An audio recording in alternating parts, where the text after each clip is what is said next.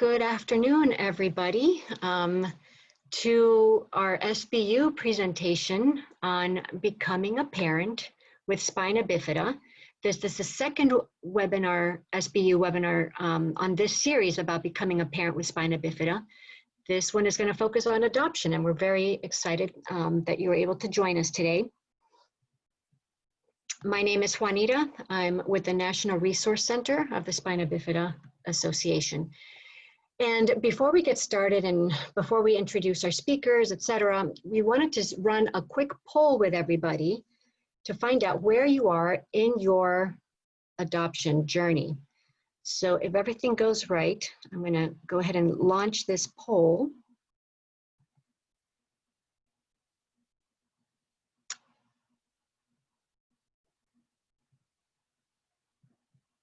So we'll give everybody a few minutes to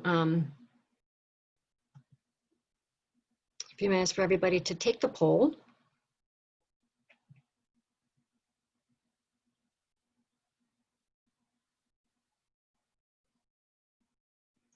And we see that nobody has voted yet, but we need to know. We need to know where you are in the adoption exploration phase. And we see that some people have done some minor sporadic research on adoption. So that's good. And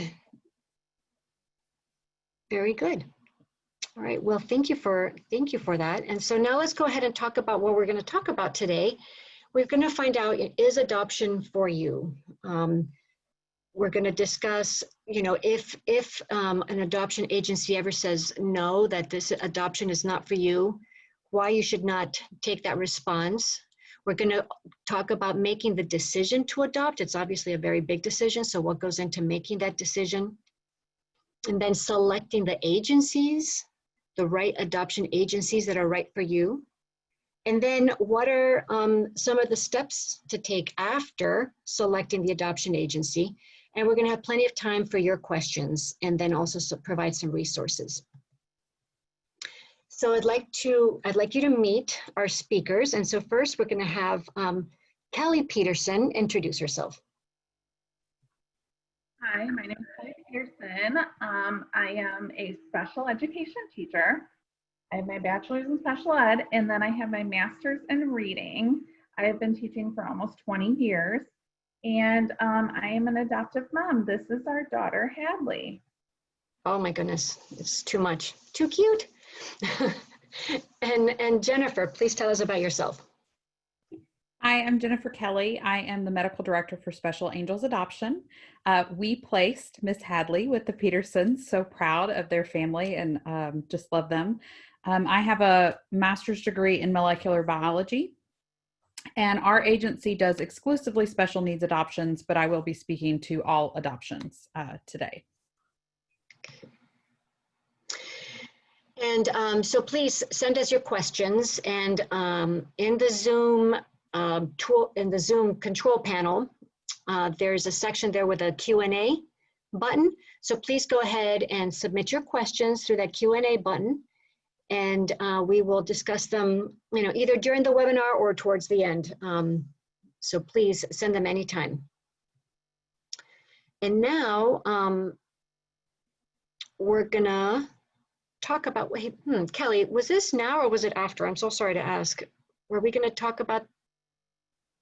Yes, we posted this question now. Do you think you can adopt a child, being that you have spina bifida? Because I am about to share our story.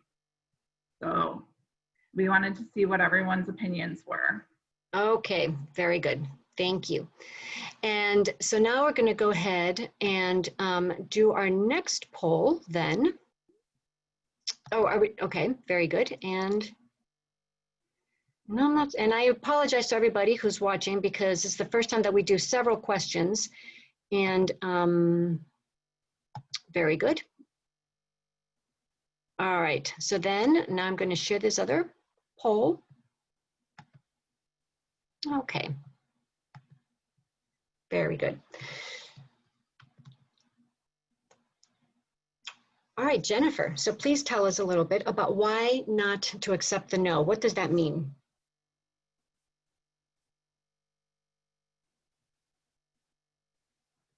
Oh, Jennifer, I'm sorry, you're muted. My apologies. Technology is not always my best friend. So if you start exploring adoption, you may start reaching out to local agencies, and we'll talk a little bit more about how you'll need a local agency or social worker in your area in order to be an adoptive parent. And when you reach out and you explain that you and or your partner may have spina bifida, agencies may initially start telling you the no. And I'm here to tell you, do not accept the no. If they are telling you no, it's because it's not the right agency for you. Your experiences are an asset, not a liability.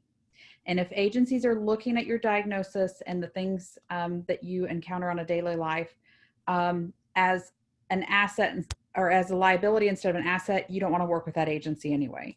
So I told SBA, Juanita, and Kelly that one of the biggest things that I wanted everybody to walk away from is do not accept that no. It just means that it's not the right agency, not that you cannot be an adoptive family or an adoptive parent. Very good. Thank you, Jennifer. And so now, Kelly, please tell us about what went into your decision to adopt. All right. So both my husband and I have spina bifida. We actually met when we were 10 years old, but did not get married until 5 years ago. In that time, I was married previously to someone who was not disabled and was not able to get pregnant. Then when we got married, I'm sorry. When we got married, we were not getting pregnant, and doctors could not find any obvious reason for us not conceiving. And so we started looking into what were our options to start a family. And so about 5 months into our marriage, we looked into what our different options were. We spent a couple months discussing pros and cons of going through infertility, going through surrogacy, things like that, adoption, foster care. And after about 2 months of discussion and pros and cons and looking into different options, we decided adoption would be the best option for us. And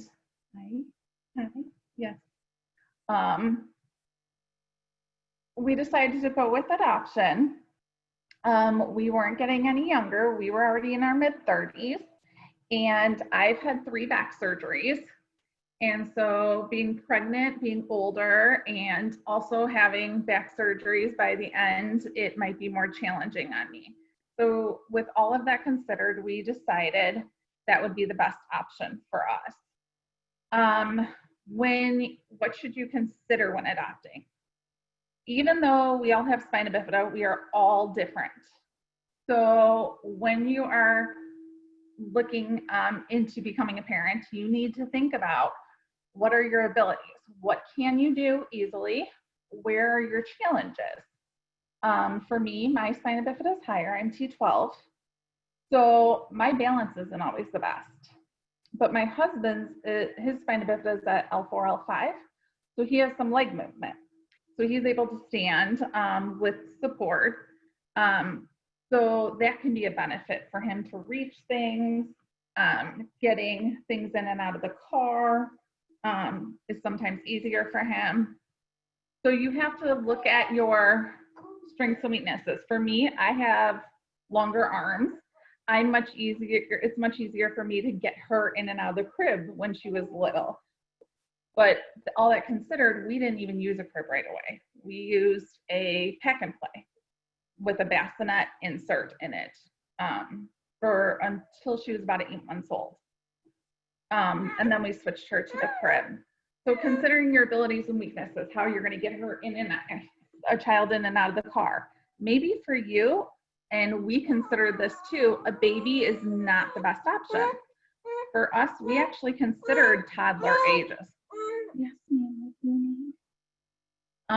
We considered a child that was a toddler.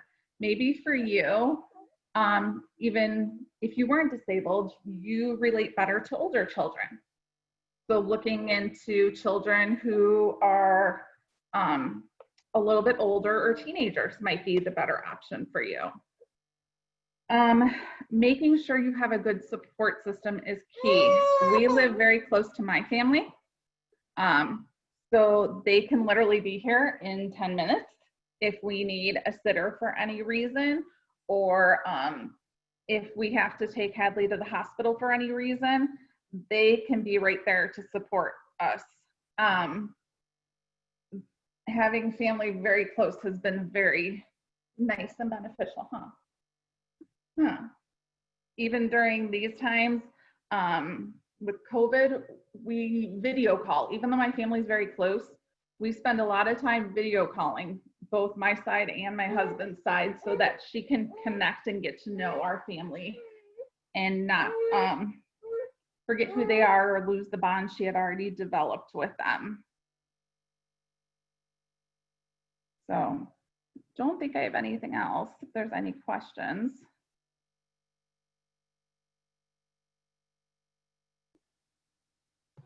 Thank you for that, Kelly. I think we're going to skip the poll because for some reason it's not working very well from my end.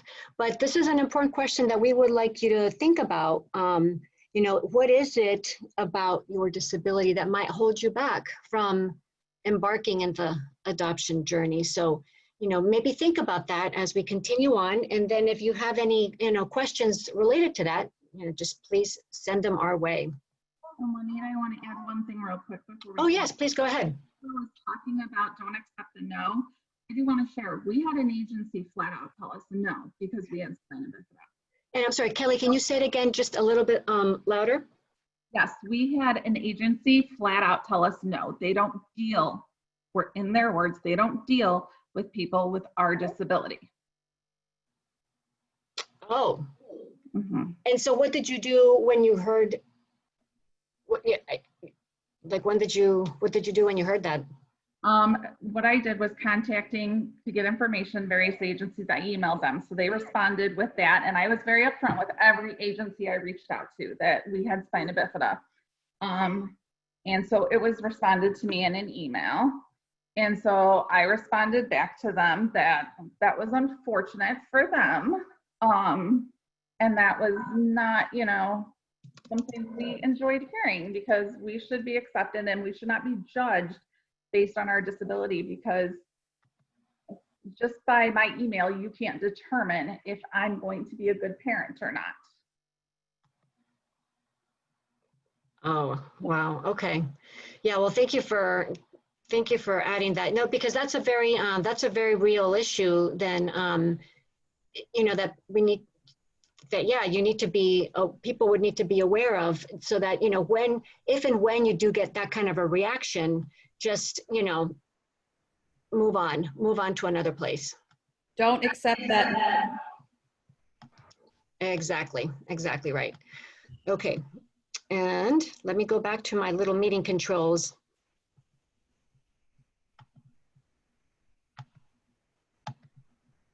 Okay. Oh. Let's see. So, okay, great. So now, I think you skipped a slide, Juanita. I think you need to go back one. There you go. Thank you very much. You're welcome. There you go. So Jennifer, yeah, please tell us about not ignoring the grieving process.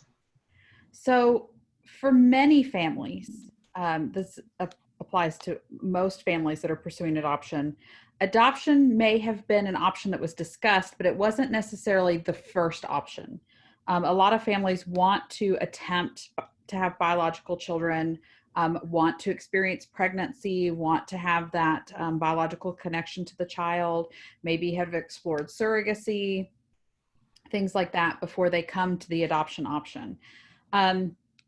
If that is your pathway to adoption, you are in good company, myself included. All of my children are adopted, but my husband and I did try lots of different ways to conceive biological children prior to adopting our kids, and even as we continue to adopt more children.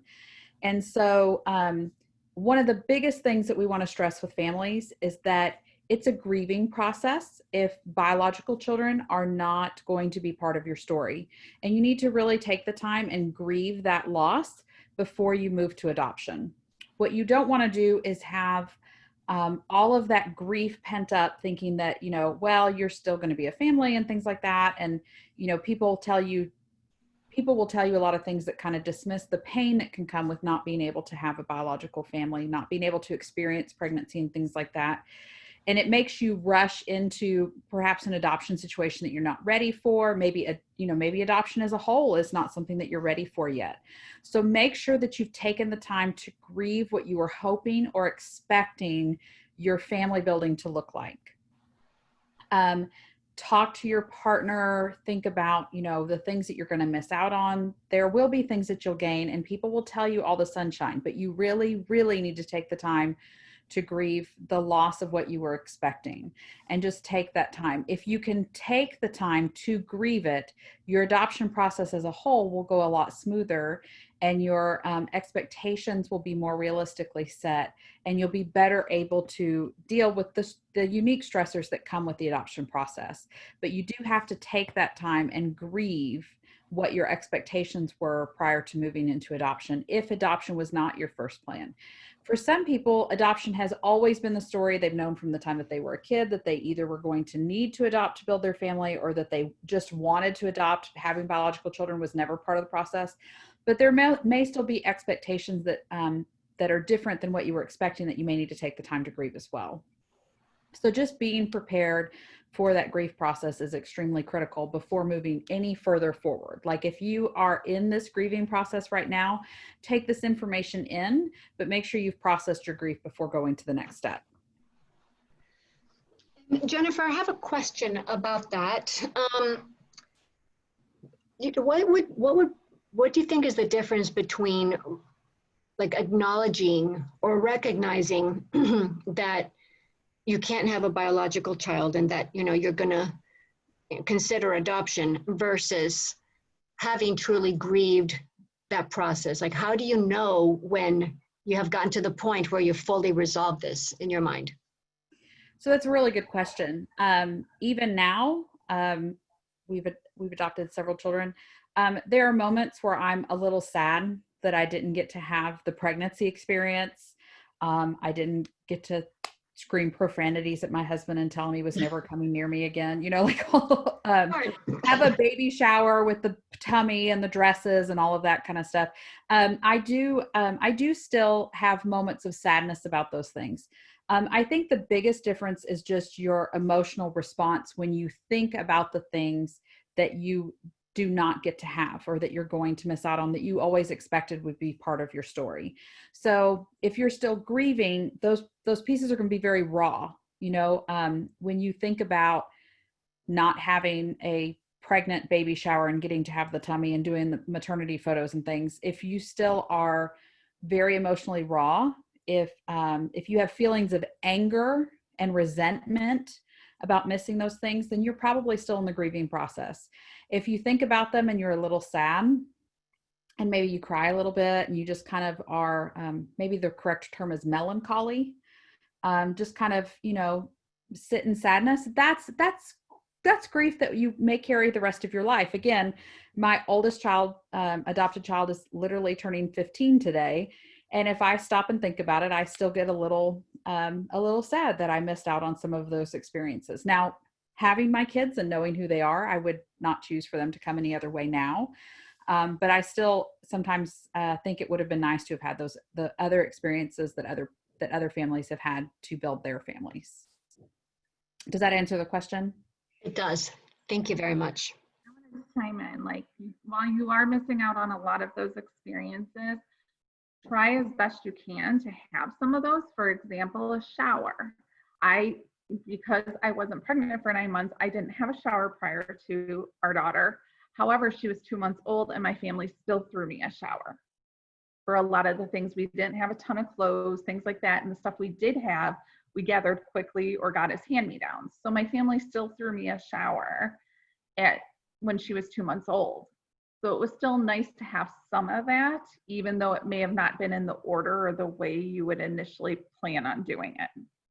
Amen to that. The showers meant, in some ways, I almost wonder if they meant more to me, just because it was something that was like a normal, typical experience when I was doing something that was not normal and atypical. we had showers with our oldest and then with our twins, not with our daughter, but it was anything that you can find that it makes your heart feel good about the process is a good thing to have. Okay, great. Thank you for that. Thank you for sharing that. We did have a question come in, but I feel like maybe it's something we can touch on later.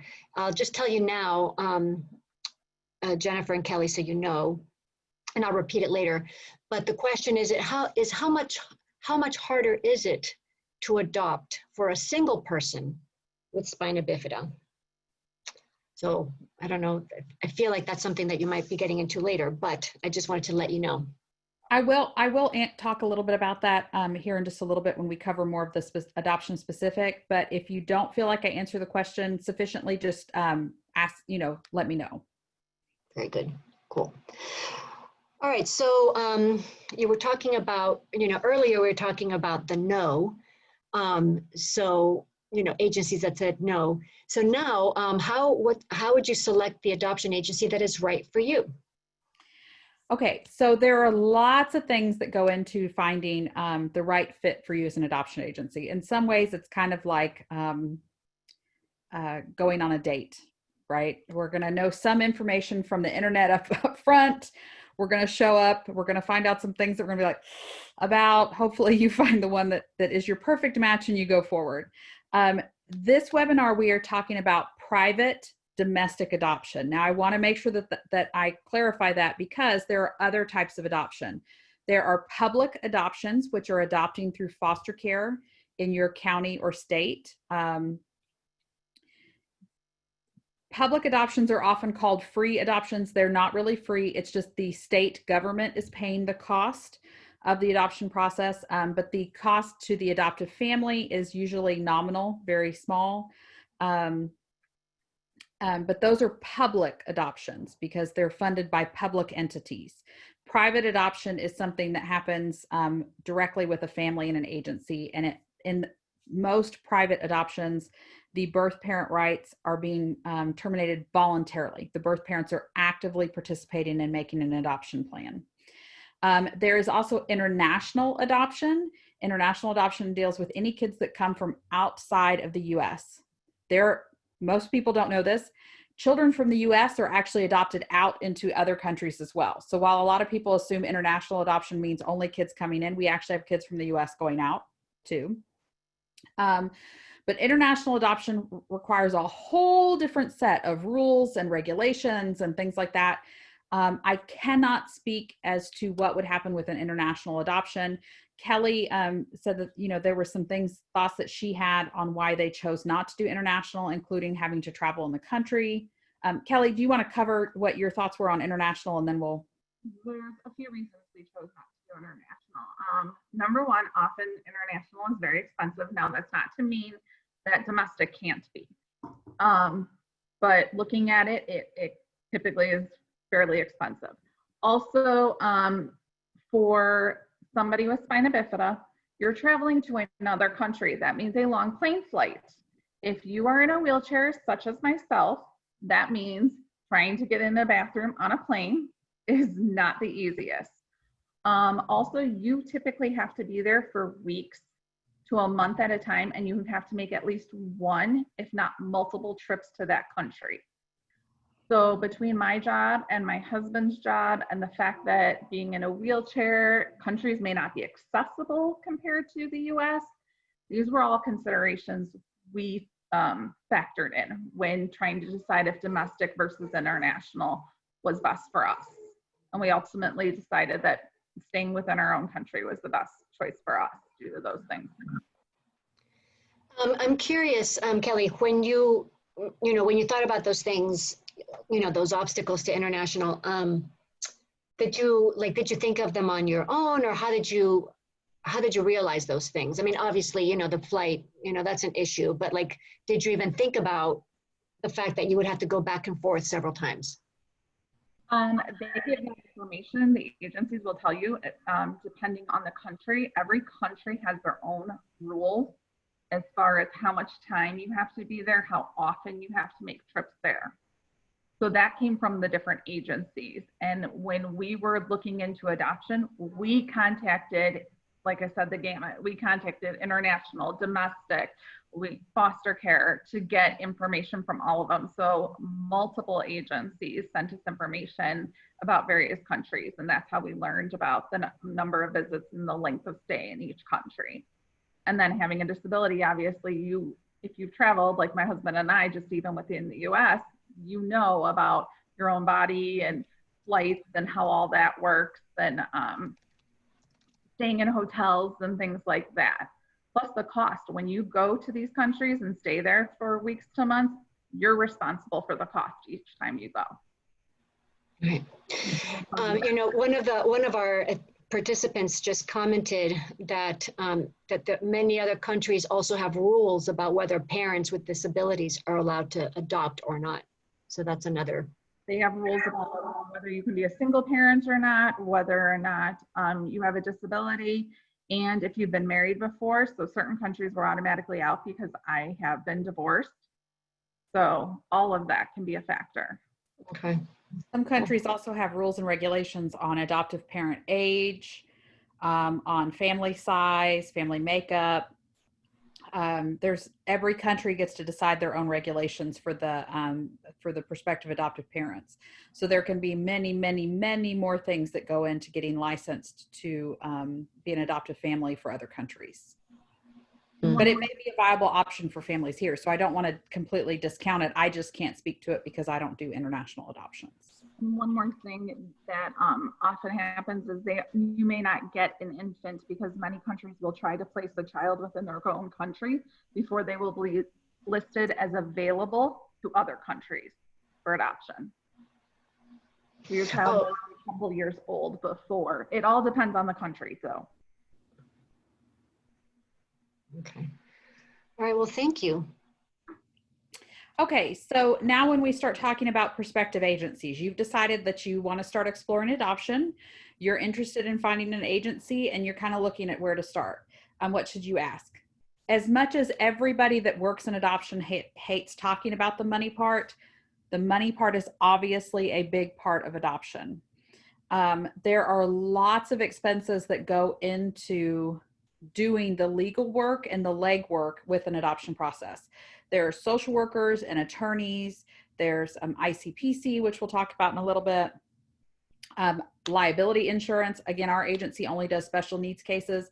Our liability insurance is astronomical. There's just so much that goes into it. And even agencies that are working as ethically as they can and are trying to keep costs as low as possible, the costs add up pretty quickly. So one of the things that you should start looking for when you start looking for an agency to work with is, what are all of the fees? Again, most people feel like awkward talking about the money. I say just put it out there. And they should give you all of their fees, not just the ones that they want to tell you about up front. So the first thing that you'll get if you want to be an adoptive parent is something called a home study. And I'll explain a little bit more about what all goes into that in just a little bit. So some agencies will say, oh, our home study fee is $1,500. Okay, depending on what state you are in, that might be competitive. And I always recommend that you contact at least 3 agencies. Even if the agencies say that they won't work with you, see if you can get information on their fees so that you have a good comparison for your area. So you contact these 3 agencies and one of them says, oh, our home study fee is $1,500. And you're like, oh, that's awesome. That's $500 less than what the other 2 agencies are charging. But this agency may have extra fees that they're hiding. They may charge you extra money to pull some of your paperwork that they have to have for the home study. They may charge you anytime that they send a copy of your home study to anybody else. They may charge you a fee to supply the documentation for your home study to anybody else for ICPC, which again, we'll talk about what that means in a minute. Some of them may charge you less for a home study, but then they'll charge you more for a post-placement visit, which again, I'll explain what some of these words mean in a little bit. So make sure that you get all of their fees. Tell them you want to know the entire fee structure in their policies and procedures. Every agency is required to have a policies and procedure, and every agency in this country is required to fully disclose all of their fees. Sometimes they don't disclose all of them up front, but you have a right to ask for it before you sign up. If they are not allowing you to look at all of their fees, then that may not be the right fit for you. And then how does their financing work? Some agencies want all of the money paid to them up front, even for an adopted placement. They want you to pay all of that money up front, and then you wait for a match. And if you end up matching somewhere else, only part of the money is refundable. Some of them will only, you pay for your home study, and then you match through somebody else and you pay them that money. But go ahead and ask up front. And what you want to also ask about is any money that might be considered at risk. What that means is this is the amount of money that even if you go home without a child, you're still going to lose this money to the agency or entity that you're working with. We already talked about domestic versus international adoptions. And then one of the biggest things that I can say is make sure that you like their work style and how they're interacting with you. If you feel uncomfortable, if you feel like they're only doing it because they have an anti-discrimination policy and they're doing it because they're obligated and they don't want to get sued, they're probably not going to be a very good advocate for you. You don't have to be best friends and plan family vacations together, but you definitely want an agency that you feel comfortable working with and you feel like is going to be a good advocate for you and that is going to get to know your family and your situation specifically, and that they can be they see you again as an asset and not a liability, and that they're going to work with you as an individual and as a family rather than just checking some boxes. So you want to make sure that you find a good fit personality wise. I know Kelly Kelly, do you want to speak to like your experience when you found your agency, like how you found that you knew that the agency that licensed you was the one? Well, we had a difficult time actually finding a home study agency, but when we did, they actually were very kind. They were open communication. If you find that they're not responding to you a lot or very vague, that's not an agency for you. So making sure you have somebody that's, responding fairly reasonably and answering every question you have. If they're vague or taking time, not the agency for you. Our home study was rather interesting because we were nervous. We didn't know for sure if we'd get approved, if they'd get here and see us and go, oh my gosh, we can't place a child with them. So we actually went through our whole home study process, submitted all our paperwork, everything. They came out to see our home and they were here about 2 hours. And our social worker went to leave and I was like, well, she's like, well, what? I was like, aren't we approved? She's like, yeah, like it was a no-brainer. But we were nervous the entire time. Even though they had been very nice and answered all the questions, we didn't know. So I will say, Kelly, I don't know if that experience is unique to yours, because even when we did our third home study, I still was like, so are we approved? Like, fingers crossed. So that may be more a typical experience than a unique experience. But yeah, it's very nerve-wracking to do a home study, which is, a home study is just technically the license that you are approved to adopt a child. So you'll hear it referred to as a home study. Sometimes your home being licensed, sometimes being approved to adopt, things like that. And they're all kind of synonymous with each other. Okay. So.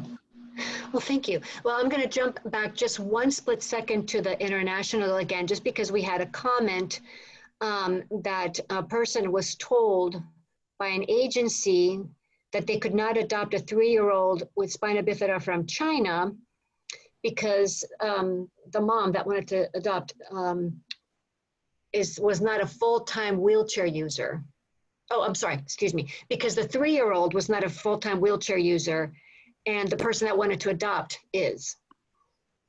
So, so just in the context of like how countries have different regulations. Yeah, it varies from country to country. And again, in some countries view disabilities very differently than we do here in the US. Again, I think Kelly and Larry are kind of the poster family for why you cannot tell somebody no based on a spina bifida diagnosis. They are amazing, amazing parents. We're so proud to tell their story every chance that we get. But in some countries, they would be automatically determined on a on a national level to be unable to be successful parents. And that could be a whole nother webinar, I'm sure, that we could have a conversation about that perspective in other countries. But I'm glad we don't have that perspective here in the US. I'm not going to get too much into the specifics of my daughter's adoption story and the fact that sharing too much about her birth parents, but her birth family, to be honest, did have some concerns because both Larry and I do use wheelchairs full time, even though he can stand. So there was some concern because her level of spina bifida is below both of ours, that if she walks and we're in wheelchairs, how are we going to keep up with her? And so we had to reassure them that because they had not met us, that would not be a concern. We would be able to easily keep up with her. All right, well, thank you. Oops, all right. So there we go, it's the next slide. Yes, so some of the warning signs that you might see that that an agency is not a good fit for you. Again, they're treating your diagnosis as a liability rather than an asset. That is just that's not a good fit. They're going to be combative. If they're licensing you, they're going to do it with reservations, and they're not going to be a good advocate. If you're trying to match, if another agency calls and says, hey, do you feel like this family, you know, off the books, do you feel like this family can really parent? You want them to be like, oh, absolutely. We are excited for them to be parents. You know, you want them to be your big cheerleaders. You don't want them to be licensing you just because they're trying not to get sued. You want somebody that really, really, really views you as an asset instead of a liability. Again, you want to make sure that they're disclosing all the fees to you and that they're letting you know up front what the costs are going to look like. Personalities don't match. And then also, you're getting asked a lot of questions that make it seem like they doubt your capabilities. Now, part of the home study process is literally to ask you a whole bunch of questions that make you kind of uncomfortable. They will ask you about, have you ever been a victim of sexual abuse? Were you ever a victim of abuse? Do you spank? Do you do this? Do you do that? They'll ask questions about your relationship. They'll ask lots of personal questions. And to be honest, for them to be a good advocate for you, they will need to ask questions about how do you plan to deal with a crawling child? You know, if you are both in wheelchairs, how do you plan to do this? How do you plan to do that? So they are going to ask questions. But if they're asking questions and you're really getting the vibe that they're asking them more as a way to try to find some reason to deny you, or that they're, again, just trying to keep themselves from getting sued for discrimination, then my suggestion really is to address it directly and say, hey, I'm getting this vibe. Is that what's happening? Or, you know, is it maybe I'm just misinterpreting? Because your emotions will be very, very high. Kelly can tell you this as well. It's a very nerve-wracking process. You'll shake. You'll be, you know, wanting to bake cookies the day that the social worker comes so that they think you're a happy homemaker. It's a very stressful process, and there are a lot of emotions that go into it. So them asking questions could be perfectly normal, but I suggest that you be direct. And if you get anything other than oh, no, we love your family, we are excited to license you, we are just doing what we have to do to get you licensed, you know, that could be a warning sign that it's not the right agency for you. Don't be shocked when they ask to interview you individually. We Yes. were interviewed separately for certain questions. So we had to leave the room and we were literally asked, that was more the relationship questions, where we were asked about each other, and it was totally separate. And if you have other children in your home, they will ask them questions as well. They wanted, I think our oldest was 5 or 6 at the time that we did our second home study, and they wanted to talk to him, and then they talked to him again when we adopted our twins. And so it was always like, oh yeah, you need to talk to him alone, separate from us. And they like, you know, do you think your parents are nice? Do you have any concerns about your parents? You know, are you excited about adding a brother or sister?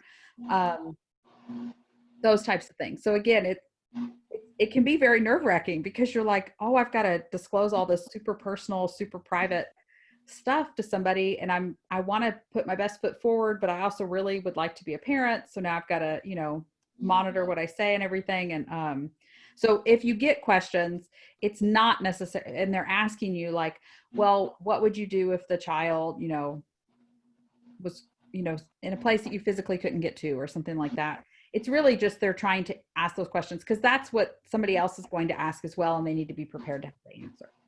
Okay. All right. Well, thank you.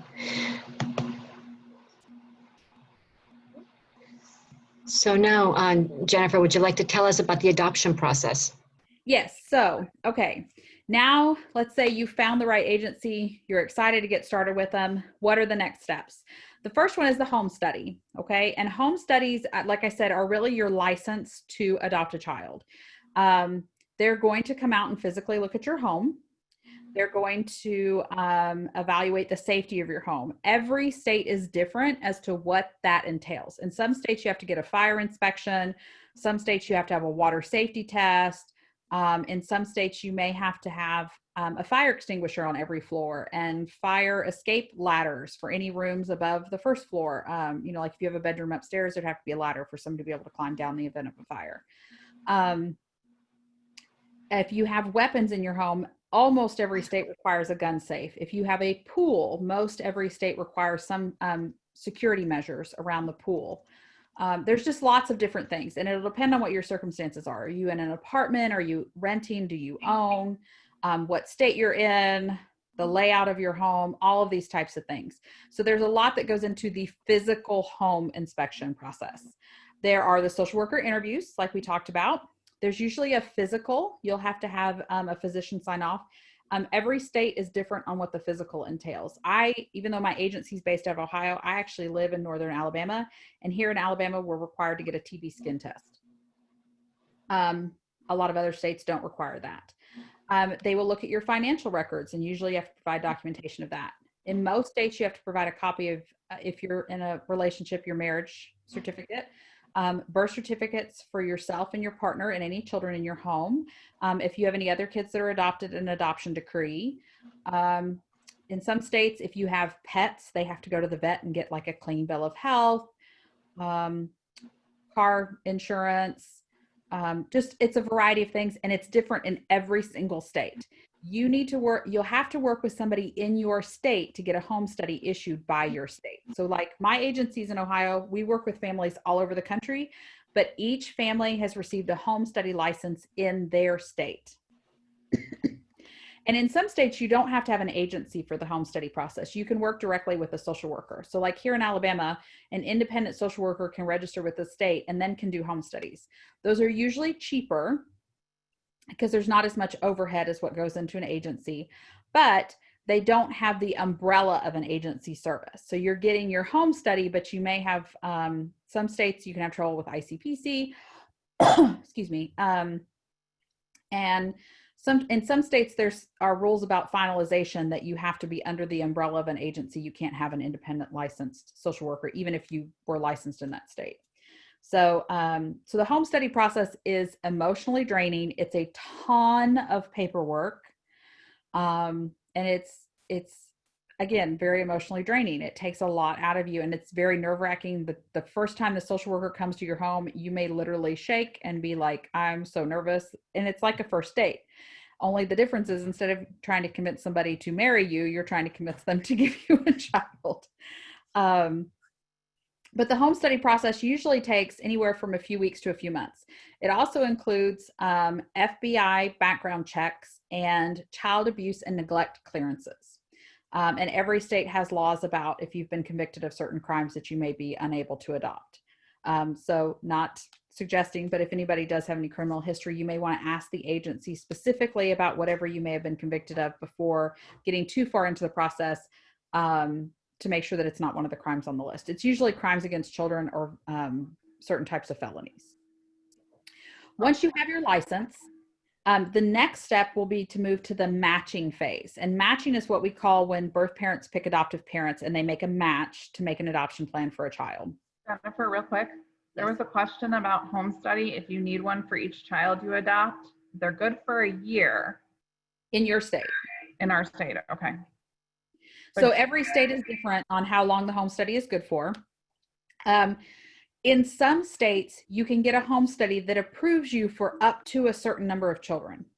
So you may be able to get a home study that's good for 3 years and 3 kids, which means you could take placement of 3 kids during that time. and your home study would still be good, your social worker would just write a little update letter after you took placement of each successive child. In some states, it's good for one kid 1 year, or maybe, you know, twins 1 year, something like that. It really varies state to state. In most states, though, you would have to have an update to your home study after taking placement of one kid before you took placement of another child. So if that doesn't sufficiently answer the question that you were asking, then let me know, and I'll try to do a little bit better job. So back to the matching process. Now, matching is probably the most free part of the adoption process, because once you have your home study, unless you are committed to using one agency and one agency only, and it's the agency that did your home study and you are only going to match through them, you can literally get on hundreds of lists all across the US. There are adoption consultants, which are people that help you make a good adoption profile, which is like a picture book that kind of tells birth parents a summary of your family and life and your reasons for wanting to adopt. Like our agency, of course, we only do special needs adoptions, but it's free for families that have home studies to register with our agency, and they can submit on any cases that they want to that come through. Lots of agencies will take in families that are licensed from other states. There's one agency in Florida in particular that I can think of. You can join their program. They do have a fee for it, but you can join their program, and then they consider you for any birth mother that comes in. So depending on how much effort and how open you are to what type of child you're looking to adopt and how much money you want to put behind getting signed up with different consultants and different agencies, the matching, you know, the more open you are, typically the faster you match. So you can put however much effort you want into it. If you want to work with the agency that gave you your home study and you're only going to work with them, that's fine too. And that agency should be able to give you a rough estimate of how long they would expect for you to wait until you're matched based on the parameters of their own program. So once you've matched, you know, you've decided, you've gotten your home study, you've made your profile book, you've decided that this particular child that's going to be born or has already been born is the type of child that we would like to adopt. You submit your information, the birth parents look it over and they pick you. Then you move to the next stage, which is called placement.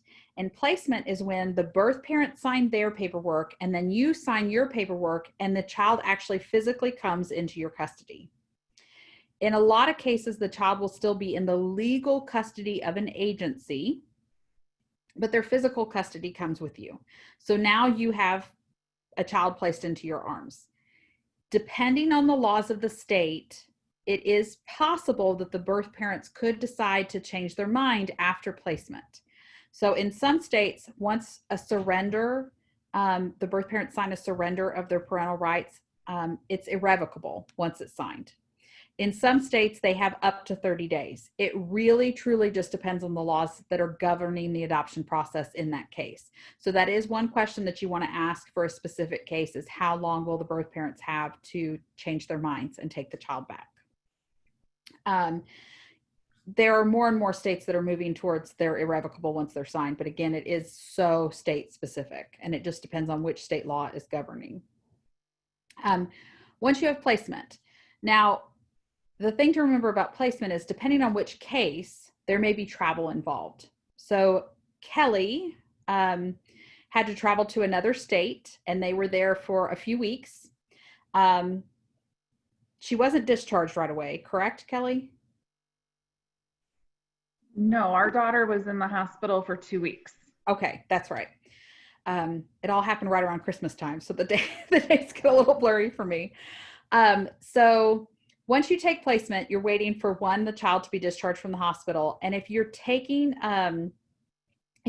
placement from a child from another state, even if they're like right next door to you, you have to go through something called the Interstate Compact for the placement of children. And I'm sorry, this is my fault. I didn't catch the typo. It's actually interstate instead of intrastate. ICPC. Now, ICPC is the method by which all states agree that children need to cross state lines for adoption purposes sometimes. And out of 50 states, there are no 2 states in this entire country that do adoption the exact same way, which makes my job especially challenging sometimes working in all 50 states. So ICPC is the process by which all states with a vested interest in a child decide that the adoption was done legally, ethically, and in the best interest of the child. So they look at the adoption paperwork and they say, did it come in compliance with the laws that are governing the adoption? Most of our adoptions, because our agency is based out of Ohio, fall under Ohio law. So they'll say, okay, they did all this paperwork and this paperwork and this paperwork. That's all that's required by Ohio. They'll look at, is it in the best interest of the child? Making sure that the adoptive parents have a home study, that they have been approved for this type of child, and that the child, that the birth parents signed their appropriate paperwork and things as well. So that process right now, because of COVID, is actually going a lot faster than it usually does in most states. But generally speaking, in private adoption, families are asked to expect about 2 weeks from the time the ICPC packet is submitted. So if you think about, if you're going to be there for a child to be born, and then most states, they have, birth parents have to wait 24 to 72 hours after the birth of a child before they can sign the paperwork. So let's go ahead and go the longest, and let's say 3 days. And then all of that paperwork has to be processed and turned into an ICPC packet. ICPC packets are usually a couple hundred pages of paperwork, so it takes a day or two to get that put together. So usually you're going to look at being in that state for about 3 weeks, because we're telling families to prepare for 2 weeks once the packet's submitted, but it takes about a week from birth to the day that the paperwork is submitted. And you can't leave the state that the child was in until you've cleared all the states that have a vested interest. So it's, in most cases, it's the state that the child was born in and the state that the adoptive parents live in. In most of our cases, Ohio comes into play as well, because we're the custodial agency, and usually we're a third state. The child and adoptive parents are both from another state. So like in Kelly's case, they adopted, or Hadley was born in one state. They were waiting for her to get discharged from the hospital, but then we also hit a hang up with ICPC. There was a little mistake there on the state side that took a little extra longer. And I think you guys ended up being there, was it 4 or 5 weeks? We were there 3 weeks. 3 weeks. Okay. I was thinking a little bit longer. No, but our hang up was only a 2-day hang up. So, okay, that's good. Holidays also come into play because, of course, it's state offices, so we can't, if they're off for a holiday, that adds to it as well. But once you take placement, then you wait out ICPC, and that's another important factor to consider, is your ability to be away from your home for an extended period of time. If you're not able to do that, then what you would do is you would just limit yourself, that you're only going to take children that are born inside your state. Because even if the child's born on the complete opposite end of your state, like you live in Northern California and they're in Southern California, you can travel home as soon as you take placement and the hospital clears you. It's only if you cross state lines.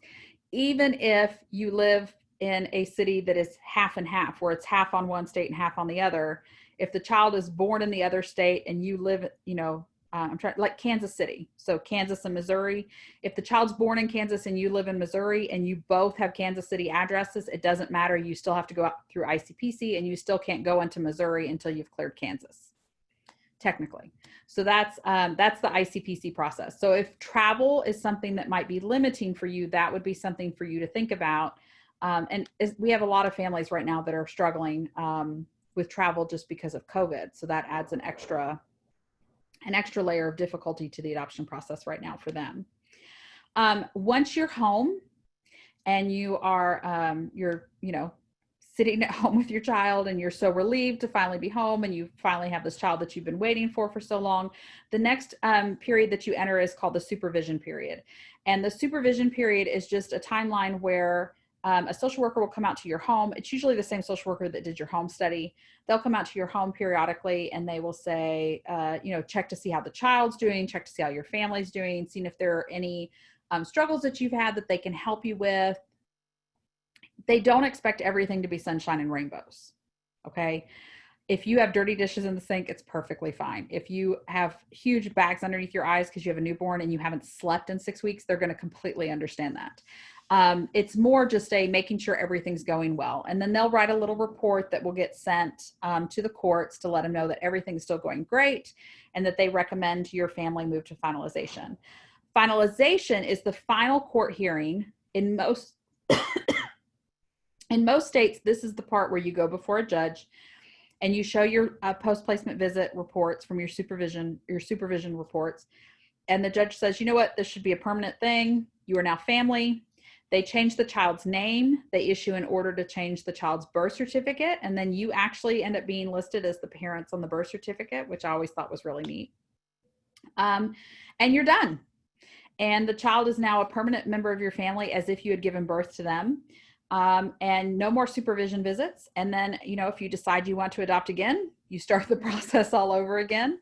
You may only need to update your home study instead of actually starting all over, but or you decide that your family's complete and you go from there. It's just, whatever works for you. But the finalization is kind of that last step. Now, I know we had the question, how much harder is it to adopt for a single person? And I will say, we have birth parents that specifically want single parents to be the adoptive parents. They'll say, I don't want a mom and a dad. I was raised by a single mom. I was raised by a single dad. That's what I want for my child. We have some birth parents that say, I only want 2-parent households. We have some birth parents that say, I only want an LGBTQ family. We have other families that say, I only want a traditional married couple. It really comes down to birth parents. I don't think necessarily that it would be that much harder for a single adult with spina bifida to adopt. It would just mostly come down to finding the right birth parents to pick you. And again, that's why you want to make sure that you find the right agency that can be a really strong advocate for you and that can really help be your cheerleader. And when agencies contact and ask questions, they can be like, oh yeah, she's already thought of that, or he's already thought of that. And they, have this answer to this question or this challenge, and go from there. Well, thank you. Thank you for that. I'm just trying to see if we had another. Okay, well, so again, our poll isn't working, but we would love to know, and you can send us your feedback after the webinar to my email address, which should be in everybody's everybody's registration information for this webinar. But the question is, do you feel more prepared to explore the adoption process after the presentation? And you've been great at sending in your questions, so it's not over yet because we do have a few more questions to go. So hold on a second, Jennifer. I was actually just looking at those. Yeah. I see, do private adoption agencies only place infants? Absolutely not. The oldest child that my agency has placed is 11. That is usually outside the spectrum of most agencies. This was a special case. Even our own agency, we typically place 4 and under. But you'll see birth parents making an adoption decision at all ages, really 0 to 18. So if you're looking for a child that's older, it'll mean just finding the right agency. And again, that may not necessarily be the right home study agency because you just would want them to license you for an older child. But making sure that you're in the right places to find the birth parents that are placing older children. And then I have spina bifida. My husband and daughter do not. We also live in California. My biggest concern is being denied because of my medical. The baby already in the home, does that help to show my ability to parent? Absolutely. Absolutely. I think that if you can demonstrate that anything that they might consider as a liability, you can demonstrate how it's an asset. I think that absolutely helps. Again, it's finding the right agency that understands, and then making sure that you have good advocates for you in your corner. Sorry. Along those lines, I think that it's related. There was another question, which was that the attendee has a daughter who is 7 months old, and they want to add a sibling for her through adoption. the daughter does not have spina bifida, does that in theory help their chances for adoption? I think possibly yes. So I think, again, you want to kind of think of like, if you were the birth parent, what would your thoughts be? And I think that if you encounter a birth parent who had, some questions and they saw that you were already successfully parenting, I think that would certainly help answer a lot of their questions.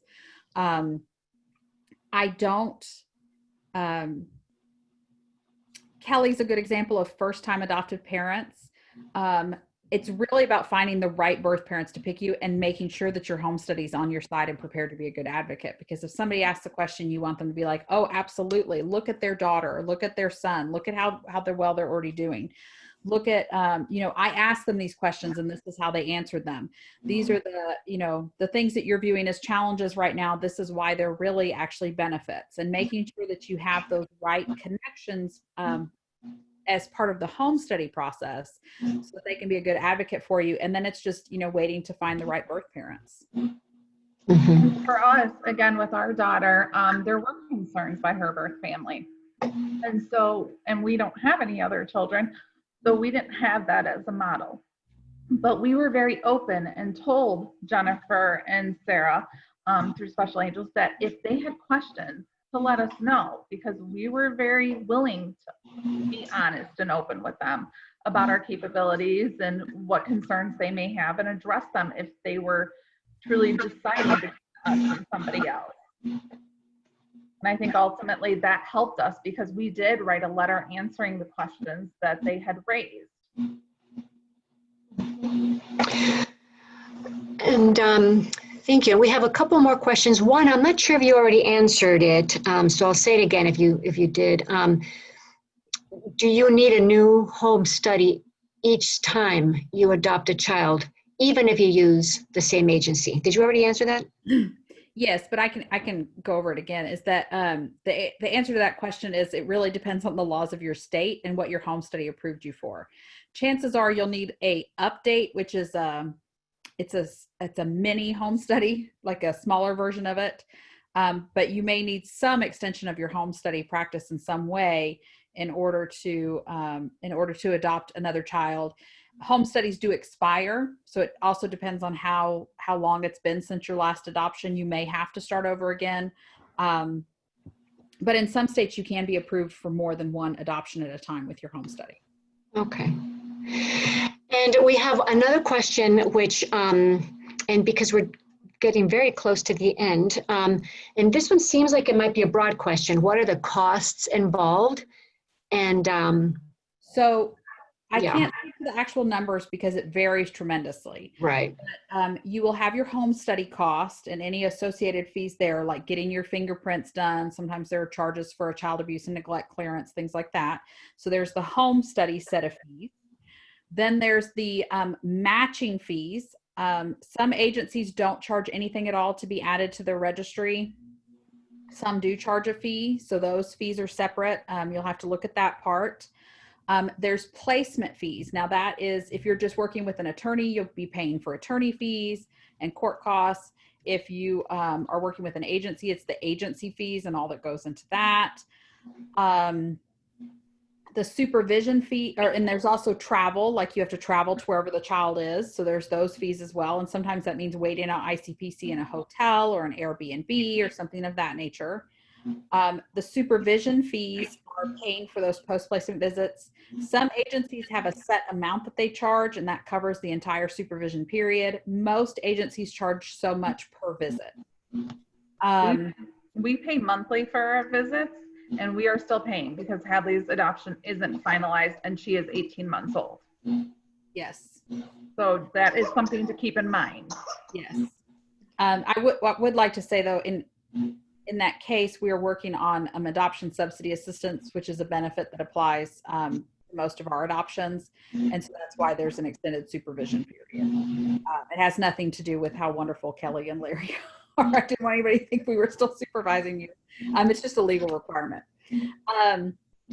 So there's the supervision costs and then finalization. Some agencies, depending on the state, they include finalization costs in the agency fee that you pay at placement. Some, it's a separate fee that's paid to somebody else at finalization. So that's just part of it too.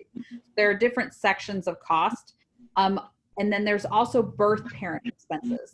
Some states limit them, like in Ohio, we're limited. We cannot pay out more than $3,000 in birth parent expenses. Some states do not, like some states have no limit at all and no real restrictions. So right now, the latest statistic that I saw is that the average healthy, typical domestic newborn infant in the US is running about $45,000, but there are lots and lots and lots of agencies out there that have fees well below that. There are also adoption grants and low or zero interest adoption loans that families utilize to help pay for their adoption expenses. And the loans often are extremely low interest or zero interest because of the adoption tax credit. So when you finalize your adoption, you can actually take all the money that you've paid in the adoption up to a certain amount, which is, last time I checked, was 13,000 something. I think it may be a little bit higher than that now. And you actually get that money back as part of your tax refund. And the idea is that when you get that money back, you're going to use it to pay off the loan. So they give you a really low interest loan. And then there's also tons of adoption fundraisers that families do.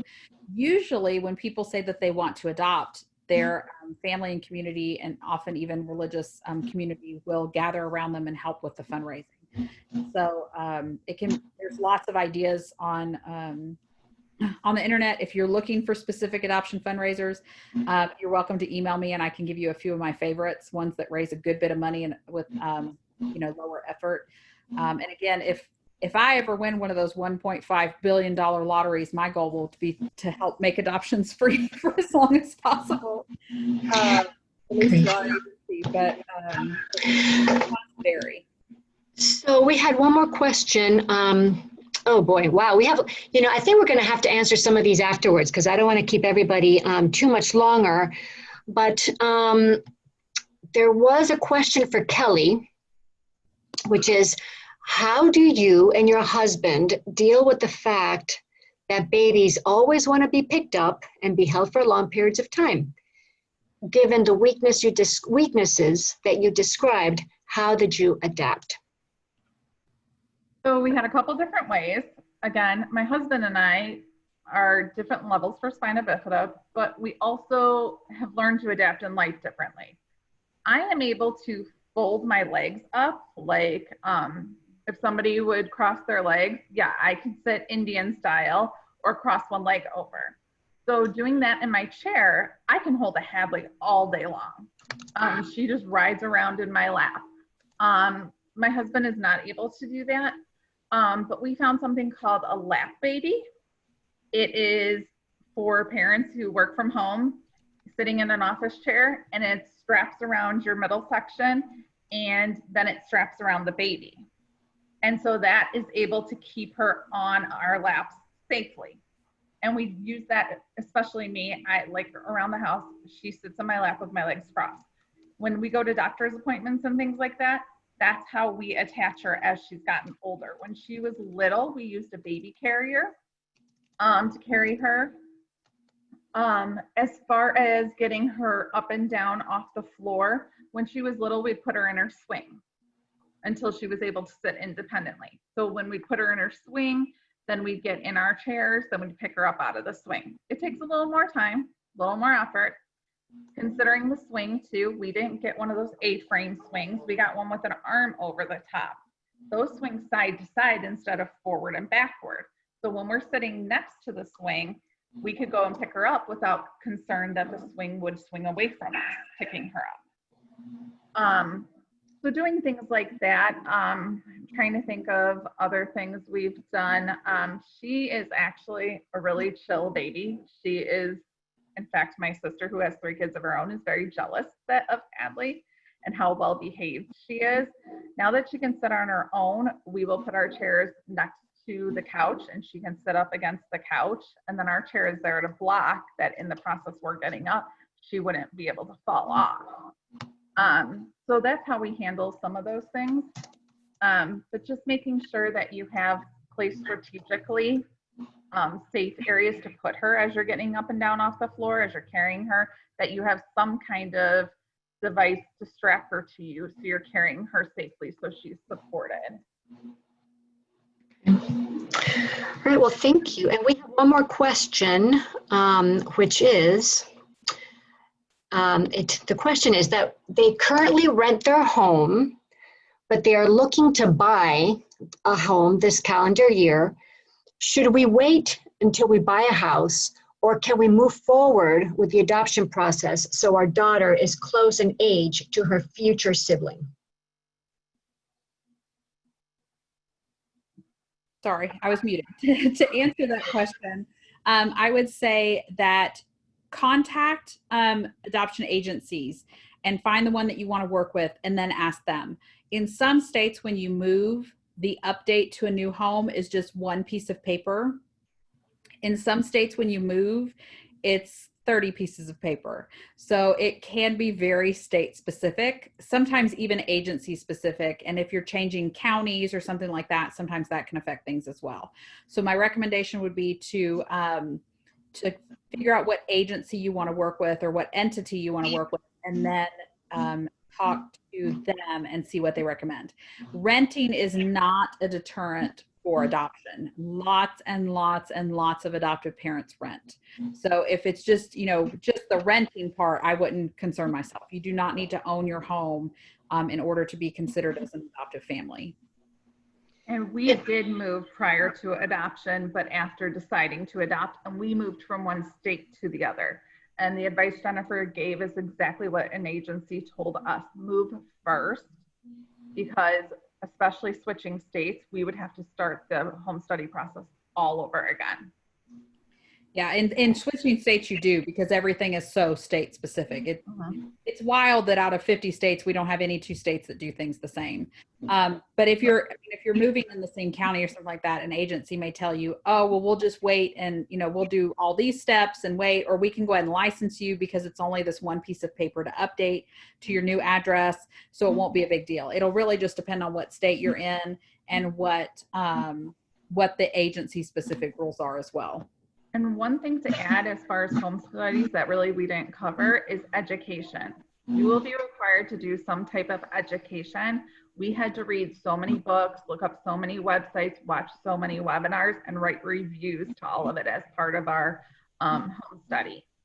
So that is something you can start on early on when you find an agency you want to work with. They can tell you what they require as far as education to get your home study done. And while you're going through the process of completing your home study and gathering all your paperwork, that's something you can be working on. Most definitely, because there is a lot of education that goes into being an adoptive family. And just also another thing, I don't know, what your opinion is about this, Jennifer and Kelly, but just the process of buying a home alone, just the process of buying a house or a home is also very time consuming and stressful. And I would think that even if you didn't have some of the situations that you mentioned in terms of the home study, having to, reapply and it be in the same state, et cetera, like trying to do both things at once could possibly be overwhelming. It can be. We moved states, like I said, and so we spent that time. We had already found the agency, an agency we were talking to that we wanted to work with before we found Special Angels. And in talking with them, they encouraged us at that time to be working on the education piece. So reading the books, things like that we could do when we had that free time. We built a home. So that took a little bit of time, but that's something you can be working on and just getting that paperwork together. But yes, it can be stressful. You'll need to gather tax returns, things like that. Some of the pieces, if you're moving, you won't be able to provide until you've moved, because you need to provide like your mortgage and things like that, or your rental agreement, stuff like that. Great. Well, thank you so much. Thank you to everybody who submitted questions and who stayed on a little bit later to be able to ask the questions. And thanks so much, Jennifer and Kelly, for staying as well to answer them. Oh, and here, so you'll see this in our resources on our website when you'll all get an email tomorrow with the recording and the presentation. And so you can take a look at these resources for additional information. And, you know, certainly you're more than welcome to send me an email, and I will be happy to give you contact information as well, additional contact information if you have any questions. And this is my email here, is jpanliner@sbaa.org, but you'll also get that in the message that you get from Zoom tomorrow with the recording, etc.